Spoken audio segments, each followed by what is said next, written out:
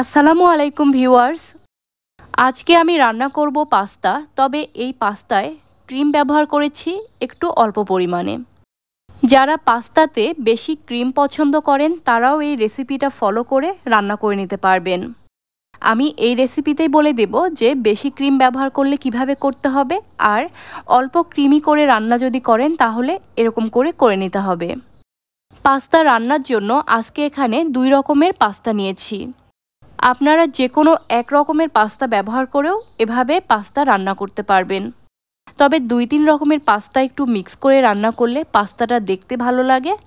এজন্য আমি একটু 2 রকমের পাস্তা এখানে মিক্স করে নিয়েছি। আর ছোট সাইজের কিছু পাস্তাও আমি এখানে মিক্স করেছি। পাস্তা রান্নার আগে আমাকে এগুলো সেদ্ধ করে নিতে হবে। চুলায় কড়াই বসিয়ে বেশ কিছু পানি প্রথমে গরম করে নেব। ঠান্ডা পানিতে পাস্তা কখনোই ছাড়বেন না। পানিটা ভালোমতো গরম হওয়ার পর পাস্তাগুলো পানিতে দিয়ে দিতে হবে। দিয়ে দেব লবণ। যেহেতু পানিতে পাস্তাগুলো সেদ্ধ করে নেওয়া হচ্ছে, যার কারণে লবণের পরিমাণটা একটু বাড়িয়ে ব্যবহার করতে হবে। একটু বাড়িয়ে ব্যবহার করলে পাস্তাতে লবণের পরিমাণটা পরবর্তীতে ঠিকঠাক থাকবে। নুডলস রান্না করতে গেলে খুব সহজেই নুডলসটা সেদ্ধ করে নেওয়া যায়। তবে পাস্তা রান্না করতে একটু সময় লাগবে পাস্তাগুলো সেদ্ধ করে নিতে। 10 মিনিটের মতো সময় লেগেছিল এই পাস্তাগুলো সেদ্ধ করে নিতে। পানি থেকে পাস্তাগুলোকে উঠিয়ে নেব। এবার চলে যাব রান্নায়।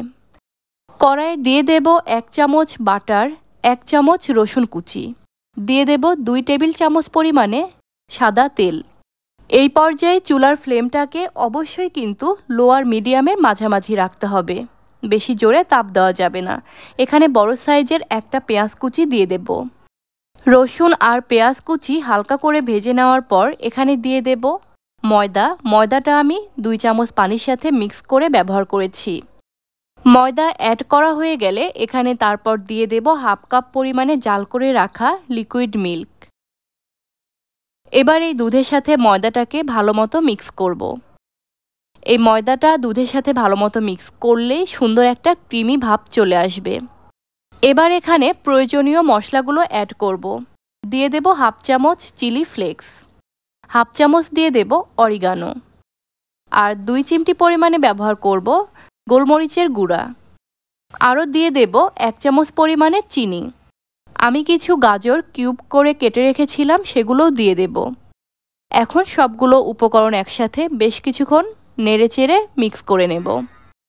প্রায় 2-3 মিনিটের মতো হালকা তাপে জাল করে নিলেই হবে।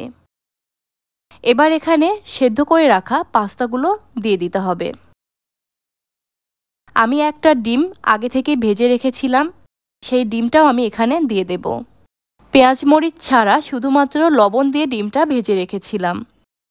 পাস্তা রান্না করতে আপনারা চাইলে সুইট কর্ন, মটরশুঁটি, টমেটো এগুলো কিন্তু ব্যবহার করতে পারবেন। তবে আমার হাতের কাছে আজকে যেগুলো ছিল সেগুলো দিয়েই আমি রান্নাটা করে নিয়েছি।